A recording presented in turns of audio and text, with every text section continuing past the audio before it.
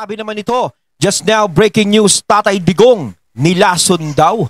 Mga DDS na iyak sa update na ito. Ayan, syempre itong balitang ating matutunghayan ngayon ay nagmula kay Balitang Pinoy TV. At ito po ang inyong lingkod na si BT na magbibigay ng reaksyon at komento dito sa video na ating matutunghayan ngayon. At huwag na natin pagtagalin at sabay-sabay na natin panoorin ang laman ng video na hatid sa atin ni Balitang Pinoy TV at bibigyan natin ng reaksyon ang balitang ito. Pasok! TV. Balitang Pinoy TV. Magandang araw po sa inyo lahat. Ako po si Banat Bay at eto na nga pag-usapan natin na malupit itong bagong kaganapan at alam. Ayan, syempre bago natin simulan ng video ito, nais ko nga pala magbigay ng credits dito sa video na matutunghayan natin ngayon at dito sa boses na matutunghayan natin ngayon at bibigyan ng reaksyon. Walang iba kundi si Banat Bay. Syempre suportahan natin ang YouTube channel ni Sir Banat Bay. Pakibisita mga katunay at huwag niyong kalimutang mag-subscribe kay Sir Banat Bay, no? Para maging updated tayo sa mga vlogs na inilalabas ni Banat Bay. Ipagpatuloy natin. Alam nyo, may sasabihin po ako sa inyo mamaya-maya dahil meron ho tayong nasa agap na balita. Nako, malupit. Pero ito ay good news na bad news. Pero mamaya ako ipapaliwanag sa inyo yan. Kasi maya-maya may i-reveal ho tayo na may nagkwento ho sa atin. At ito ho ay, naku, ayoko na magsalita. Maya-maya na yan. Pero bago po mangyari ang mga ganyang klaseng usapan, ulitin lang po natin mga kababayan, baka naman pwede mag-subscribe na po kayo kasi sa mga nanonood, 52% hindi nakasubscribe. Pero alam nyo nakita ko yung statistics medyo umaangat na po ito. Kayo kay Sir Marami na po ang nanonood na nakasubscribe. Pero kung maaari pa, yung iba pa, yung remaining na nanonood, baka naman pwede hong tayo mag-subscribe. Okay. Ito na nga, pag-usapan na po natin. Ayan, okay. Ito, ipapakita ko sa inyo maikli lang ito. Maganda rin itong interview ni Alvin Good afternoon, Ma'am Elizabeth. Yes. Welcome to the Dirty Street. How are you today, Ma'am? I'm fine. I'm happy that I have seen him. And he's okay, but he's so fit. Skin and bones. Tulad sa picture na ito, he's really that, Skin and bones. Kaya tama yung yung ating mukhang may punto si ChatGPT. Skin and bones, parang ano ba yun? Butot balat? Parang ganun? Ang nangyari kay PRRD? Siyempre nakita naman natin dito sa Pilipinas, bago nga dalhin sa ICC si Tatay Digong Ang ganda ng pangangatawan ni Tatay Digong. Hindi po ito again hindi ho ito pang paninira o pang babalahura kay Pangulong Duterte. Pero yan nga yung parang siguro malamang parang ganyan kasi ulitin natin kay ChatGPT, pinagawa natin ng kung ano ba yung posible na picture nung sinabing pumayat at para nung teenager. So, kumuha tayo ng dalawang picture, pinagsama natin at kung pwede i-combine. And yan ang lumabas. And I asked him, want to eat the food? Sabi niya, ayaw daw food. Ayaw na, and pabalik-balik daw. Hindi ba siya nilulutuan ng mga Pilipino food? No. So whatever lang. Yeah, Hindi sumigaw. He said that he is no longer taking any meds.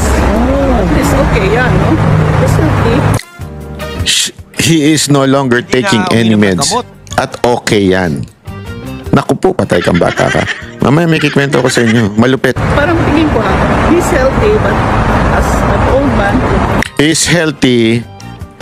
Mag-iduktong natin yon. Nangayayat siya, pumayat siya, but he is healthy and he is no longer taking meds. Naku po. You never know. yeah. Paano yun? Siyempre alam naman natin, sinabi nga ni Senator Bongo na talagang napakaraming gamot ni PRRD na tinitake. Diba? Tapos hindi siya umiinom ng gamot, tapos healthy. Parang, siyempre nakakapagtaka, kahit papaano. Tulad, mahina na maglakad, Yan But how is he with the weather, Ma'am, lately? Kasi sobrang init ng weather lately. I told him, sabi ko, malamig. Sabi niya, may init naman. Sabi ko, malamig pa rin para sa akin. Sabi niya, sabi niya, kasi matanda ka na. Pero mag-exercise naman si President. Hindi ko rin. Gusto lang niya mag-sleep. Gusto lang niya manood ng TV. Yan, after daw the TV, sleep na naman daw siya. Yun lang. Sarap naman dyan, Sarap din makakulong sa nakakapanood ka ng TV, di ba? Nakakatulog. Parang ka lang nasa bahay kaso hindi ka pwede lumabas. Yun lang. At saka nagbabasa naman siya ng libro, ma'am. Oh, yeah. Ayan. Nabasa din. Pero not so much. Gusto niya yung TV. Tapos he was asking about how is Davao, ganon. Okay ba daw si Basti sa kanyang kwento? Ito, kwento na natin ha. Ito po. Kasi meron nagkwento sa akin. Ito, kinwento lang naman. Ulitin ko ha. To be clear, kinwento sa akin to. At first, I didn't believe. Okay? Kasi that's who I am eh. Alam mo, ako po yung tipo ng taong hindi gullible, hindi basta-basta naniniwala. Pero, nung nakita ko tong interview ni Miss Elizabeth, si Ma'am Elizabeth, at itong si VP Sara Duterte, para tuloy na confirm yung kinukwento sa akin. Di umano daw, para bagang may naglalason kay Pangulong Duterte. Nako. Through the medicine. Yun ang sinabi sa akin. Okay?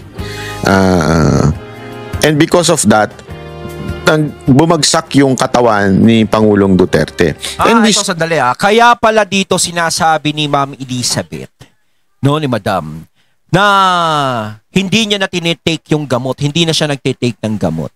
Kasi parang lumalabas dito, kapag nagtitake siya ng gamot, doon is parang hindi nagiging maganda yung kondisyon ni PRRD. Kaysa doon sa hindi siya nagtitake ng gamot. Diba? Kasi kung nagtitake ka ng gamot, katulad dito na nasa Pilipinas siya, kahit paano nakikita natin na matikas pa rin ang galaw ni PRRD. Kahit syempre nakikita natin yung katandaan sa kanya, pero nandudoon pa rin yung tikas ng katawan ni PRRD. Pero dyan is parang sinasabi nga na parang nagbago yung katawan. No? Kaya yung gamot na yan parang hindi na pinapatake sa kanya. Kaya sinasabi ni Madam Elizabeth na parang naging okay siya. So that, nakita natin yan during sa kanyang presidency. Nakita natin talagang ang laki ng after from the beginning. Kasi naalala ko nun nung campaign. Nung campaign, malakas siya. Nakakatatlo, 4 na sortie kami nun sa isang araw. 2016. Pero nung pagkatapos niya, talagang bumagsak yung katawan niya. Okay? Again, wala po tayong tinutukoy na tao. Okay? This could be accidental or this could be intentional. We do not know. Kasi, remember this, ang medicine is not perfect. Diba? Kung titingnan ninyo nga, pansinin ninyo kahit kayo mismo, meron pagka binigyan kayo ng gamot, diba? Sasabihin pa nga ng doktor sa inyo, ito yung maaaring side effects. So ito, blah, blah, blah, blah. Not all medicine is, masasabi natin, good in totality. You have to use it rightly. Ibig sabihin, tama ang pag-inom mo, at the same time, tama yung amount. Pag medyo sumobra yan, tatamaan yung atay mo, tatamaan yung ganito mo, tatamaan yung ganyan mo. Di ba?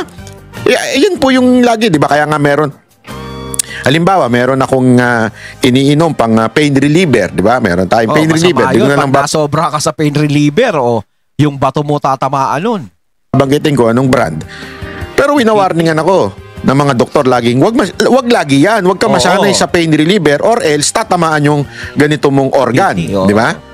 Kasi alam naman natin, karamihan lahat sa mga dinadialysis, karamihan din, bukod sa mga mahilig sa mga soft drinks, yung mga hindi nagtutubig, is isa din ang nagiging problema yung pain reliever na yan. Yung iba sa kakainom nila ng pain reliever, tapos yung mga energy drinks, di ba? Yan yung nagiging problema sa pagkasira ng kidney talaga, kaya nauuwi sa dialysis. Kapag nasosobrahan ka sa pain reliever na konti lang ang masakit sa'yo, pero iinuman mo na agad. Kaya mas maganda kung masakit ang katawan mo, hilot-hilutin mo na lang ng pau o kaya ng Epicacin. O yan, nagbanggit pa tayo ng pau at Epicacin dito, baka nemen. Meron din yung pampababa ng sugar. Wag mong kasi ako may diabetes ako type 2, di ba? So wag masyado 'yan, yung particular na gamot na 'yan or ang possible side effect niyan UTI. Bakit? Kasi ihi ka ng ihi. Pinag-aralan ko 'yan kasi nga alam mo 'yon, lahat ng tinitake ko as a medicine, hindi ko lang tinitake-take mo basta. Talagang ay pinag-aaralan ko yung sinasabi ng doktor. Oo. Ano ba talaga yung side effect Kailangan pag talaga sumobra yan? Kasi, consultation. di ba, isipin mo, halimbawa, yung isang gamot ng diabetes, pwede mong gamitin yan eh. Sabi nila, uy, maganda yan kasi iihi mo yung sugar tapos papayat ka dyan. Oh. Eh bakit di nila ako uminom ng uminom? Para pumayat ako ng todo. Damihan ko inom nito. Hindi Ma-overdose pwede. ka naman, sir. Kasi may limit. Oo. Yung limit na yan, maaari kang ang pumayat dyan, pero pag nasobrahan, tatamaan yung ganito mo kasi iihi ka ng iihi, ilalabas mo yan. So mas, may ganun eh, may side effects. Lahat po ng particular na gamot ay may side effects. Yes. Kailangan tama ang pag-inom, tama ang dosage. Yes. O, yan ang importante. Kailangan talaga ng tamang prescription ng doktor, yung hindi ikaw ang nagdedesisyon.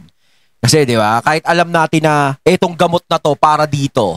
Kasi iba, pag alam nila yung gamot na to, kuwari, may sakit ka, alam mo, ito lang iinumin mo pag nagkaroon ka ng ganito. Mas maganda pa rin talaga yung nagpapa-check up ka bago ka uminom ng gamot na yon. Kasi kung yun talaga yung gamot doon, hindi mo naman alam kung gaano mo katagal iinumin yun. 'Di ba? Kasi sila yung nagbibigay, isang linggo mo iinumin, gantong oras mo iinumin, 'di ba? Minsan kasi pag may makakita lang na masakit, inom ka ng inom eh. Nasosobrahan ka nun. Ngayon, kay Pangulong Duterte, may nagsabi sa akin na baka nalason daw siya sa mga gamot na ininom niya. Aha. Okay? I'm not saying it's intentional. I'm not saying it's a accident. Pero may ganong side na Para may nakikita pa rin ganun. may ganong pangyayari na kaya bumagsak ang katawan ni Pangulong Duterte for 6 years. After hanggang sa kanyang presidency. Hanggang matapos yung kanyang presidency. Kaya nagkaganyan ang katawan ni Pangulong Duterte. O naging side effects nung pinapainom sa kanya. Hindi natin alam kung ito'y intentional or somebody or someone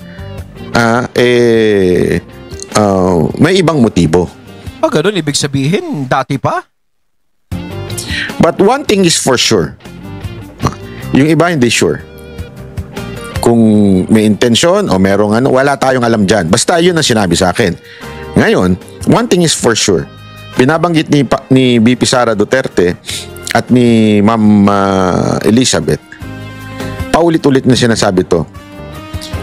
At kahit sila baste, I think yung sinasabi nilang not lahat ng gamot ay pinayagan doon sa loob ng ICC.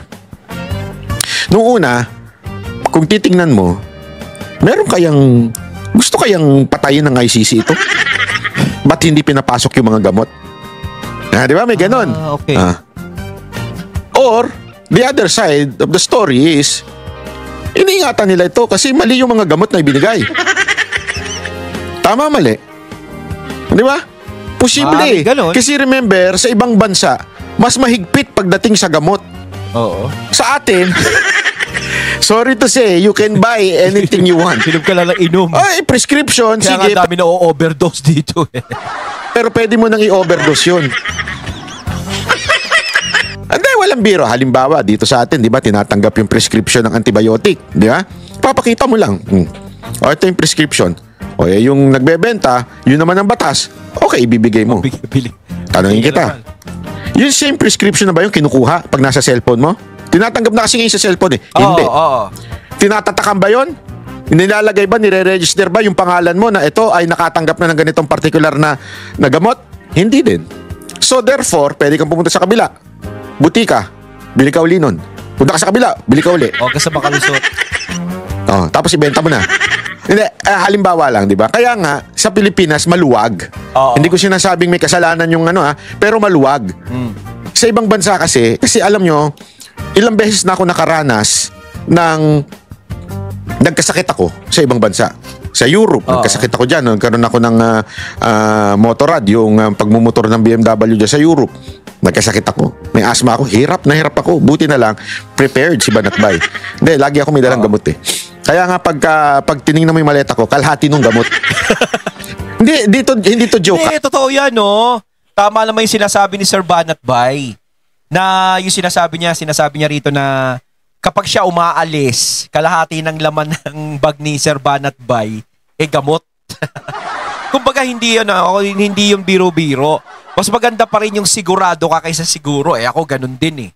'Di ba? Naglalagay din ako ng mga gamot, mga pang first aid. Naglalagay ako. Mas maganda na yung nakakasigurado ka kaysa siguro ka lang. 'Di ba? Na mamaya may maramdaman ka, hindi mo alam, at least meron kang mahuhugot, may mabubunot ka. 'Di ba? Mape-first aid mo yung sarili mo. Kaya tama rin si Sir Banat Bay doon. May Mercury ako may Mercury tsaka Watson ako sa loob Kaso naman ng yung kalahating bag ng gamot. maleta ko eh. Kung makikita ninyo, as in ano yun, marami talaga akong gamot. Sa Japan, ilang beses ako nagkasakit dyan. Sa Amerika, naku po, mabihira. Kung kailan naman nasa LA ako noon, nagkasakit ako, hindi tuloy ako nakapaglakad dun sa Hollywood eh. Kasi nung tumanggap ng award. Hindi, salamat po sa nagbigay ng award, Gawad America. So, nung as in ano rin yun, nagkasakit din ako. Pero expert na po ako dyan, kaya lagi po ako may dala. At yung dala ko, hindi lang pang 1 linggo. Pang 2 buwan. Akala ko sa taon. Kasi nga, alam ko, nangyari na sa akin yan nung kabataan ko. Bata talaga, sa Guam. Nung may show ang Mocha Girls dyan, nagkasakit ako. Na-ospital ako. At ang laki ng binayaran ko. Gago! Pero yung ipiniscribe sa akin, meron naman nabibili sa Pilipinas doon, ang dali-daling bilhin. Inasma kasi, Pamahal ka pa kasi naging imported. ako doon sa Guam eh. So, anong ibig ko lang sabihin? Ganun kahigpit sa ibang bansa. Sa atin, maluwag. Kaya, hindi pinapasok yung mga gamot. Kasi feeling ng ICC, Okay. hindi naman na kailangan yan eh. And I don't think, intention nila na mamatay si Pangulong Duterte doon. Di lalo sila malilintikan. Diba? Lalong maganong tao. So, anong ibig ko lang sabihin? Para tuloy, nakukonfirm yung may nagkwento sa akin na nalalason sa gamot si Pangulong Duterte. Ay, ganun. Parang nasosobrahan ba? Ganun? Ito lang sa akin ha, walang pinupuntirya dito ha. Wala akong pinupuntiryang tao dito. Okay? Kasi nga, again, it could be intentional or not intentional. Maybe an accident, hindi namamalayan. But the thing now, ang sigurado ay healthier si Pangulong Duterte at sa pagiging payat niya. So dyan sa ICC, ito naliwanagan natin, na parang dyan sa ICC is nagiging maayos ang kondisyon ni PRRD kumpara nung nandito siya. Kasi ako nakikita ko naman na parang okay naman si PRRD. No, di ba nung mga nakakaraan nandito siya sa Pilipinas. So parang yung sinasabi nga na hindi na siya nagte-take ng gamot is nagiging physically fit si PRRD, nagiging maayos ang pangangatawan niya. Siguro na nagiging maganda yung epekto na hindi siya umiinom ng gamot. Ako ay mahirap magsalita eh. Di ba? Pero syempre, kung alam natin na physically fit at maganda naman yung nagiging balita kay PRRD na ganyan, is okay tayo, goods tayo doon. Kasi gusto naman natin na makabalita talaga kay PRRD na talagang nasa good health siya. Ayaw nating makabalita tayo na wala siya sa good health. So kung yun, maganda yung nagiging progreso ng katawan niya, na hindi siya nakakapag-take ng gamot, is okay. Di ba? Hindi na sinabi ni BP Sara. Parang di kaya parang lumalabas na parang nasosobrahan siya sa gamot dito. Parang ganun ba yun? May tinitake siya na hindi hiyang sa kanya o ano? Duterte at ni Ma'am Elizabeth. Kasi sa atin, sa Pilipinas, ang konsepto ng healthy yung mataba. Hindi, totoo po yan. Sa Pilipinas, ang healthy sa atin ay mataba. Yun ang ano natin eh. Ay, ang taba-taba niya, ang ikit-kit niya, ang healthy. Di ba yung mga bata, tuwan-tuwa tayo pag, ang taba-taba, oh, healthy. Hindi natin alam, bata pala may diabetes na. Di ba? Di ba? Ganun sa atin eh. Pagpayat, ay, malnourished siya. Hindi natin alam. Sakitin yan.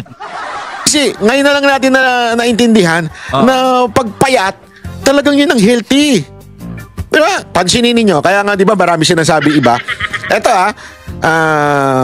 lagi may nagsasabi sa akin ito eh. Tingnan mo yung mga, pasensya na sa word sa squatter. Hindi sila masyado nagkakasakit. Tingnan mo, sabi nila, may nagkwento sa akin na, ikaw. Totoo yan. Lagi kami sakit. Lagi kinikwento akong ganon. Sabi sa loob-loob ko, may point siya. Bakit? Totoo yan, makikita mo nga Ito, totoo sa mga katunay. Makikita nyo yung mga taong grasa sa kalsada. Di ba, yung mga pulubi sa kalsada. Kita nyo, ang lalakas nila. Pero ang mga kinakain nila doon, 'di ba? Minsan ng mga nakikita natin nasa mga basura, 'di ba? Mga tira-tira ng tao natutulog lang sila sa kalsada, wala silang sapat na natutulugan, pero nakikita mo talaga, ang haba ng buhay talaga nila. Ang lakas nila. Kumpara dun sa mga tao na kumakain ng 3 beses o 4 na beses sa isang araw at sa mga tao natutulog sa magandang tulugan na nagiging sakitin. Di ba? Because of upbringing ko na sugar. And sugar will kill you. That's the truth. Di ba? Yung pandemic, yung sugar na yan, it will kill you. Pinalaki ko ng ganun na, ay, okay yan. Ay, mataba, malusog na bata. Pag mataba, malusog na bata. Pero kasi nga, yung mga nasa hindi naman sila masyadong kumakain. Hindi na nakaka-sweets, hindi na iba, dati to nung unang panahon to. Pero ngayon kasi, puro pansit canton na Kaya nayayari, nag-hotdog pa. Yung lason, pinamura na. So ngayon, iba na usapan. Pero dati, yung mga kasabayan kong edad, na wala masyadong kinakain, ang healthy nila. Ako na maraming kinakain, talagang sobrang unhealthy ko, di ba? Kasi nga, that's the truth. As a matter of fact, I'm studying now yung, do you want to be cured? Yung mga ganon. In your, sabi niya, 1 week of fasting. Dapat pala talaga, hindi na ako kumain. Isang araw nga lang, mamatay-matay na ako. Hindi, totoo yun Mahirap talaga, yan ang pinakamahirap talagang gawin ng magpapayat. Ang dali-daling magpataba, mahirap magpapayat talaga. Kasi minsan pag sinasabi mo sa sarili mo, hindi ako kakain. Magagawa mo ng 3 o 4 na araw. Pero kapag nasimulan mo na naman kumain ng marami, napasarap ka na naman, tuloy-tuloy naman. 4 na araw kang magpa-fasting na konti kinakain mo, pero pag nagpatikim ka, 1 buwan ka naman kakain ng malakas. Diba? Alam mo, may mga pinag-aaralan akong ganun Again, ito po ay may clinical studies na pag ganun daw. Hindi po ako sure o totoo to. I'm not recommending it. I'm not saying to you it's the truth. Pero I'm studying on it. So, anong point dito? Mali kasi yung konsepto na pag mataba, healthy. Okay. So, iyon yung sinasabi ni BP Sara Duterte dito. Kahit payat si Pangulong Duterte, kahit yun sabi ni Ma'am Elizabeth, mas healthier siya ngayon. Kasi that's the truth Fasting yung memory mo, it will be sharper. Your mind will be sharper. Siguro, kaya nila nasabi, na-observe nila, na kahit payat si Pangulong Duterte ngayon, mas sharper siya, mas siya, hindi siya yung medicated. Kumbaga parang mas bumubuti yung kalagayan niya sa ICC, aba?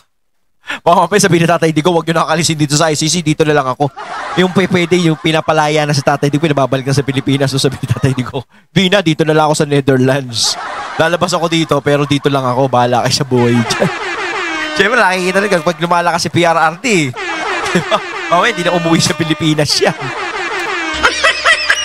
So tingnan natin kung ano talaga ang magiging resulta nito. Basta, ang importante mga kababayan, healthy. Nagiging healthy si Tatay our Digo. president is now healthier than ever. Okay? Ulitin ko, wala po akong pinupuntiryan tao, wala po ako sinasabi na tao na lumalason sa kanya. Maybe it's an accident. Siguro kasi nga sa Pilipinas, siguro over concern na presidente yan, kailangan natin ng gamot hanggang ikinabagsak niya. Nalason siya. Totoo yan pag nasosobrahan ka sa gamot Diba? Si PRRD nalason sa gamot. Malamang ganun na nangyari. Ayun, natating natunghayan ng video na nagmula kay Balitang Pinoy TV at syempre natunghayan natin ang boses na yon na binigyan natin ng reaksyon na nagmula kay Banat Bay. Kayo mga katunay, anong masasabi nyo tungkol dito? Comment lang po kayo sa comment box. So once again, I'm BT and I'm out. Peace.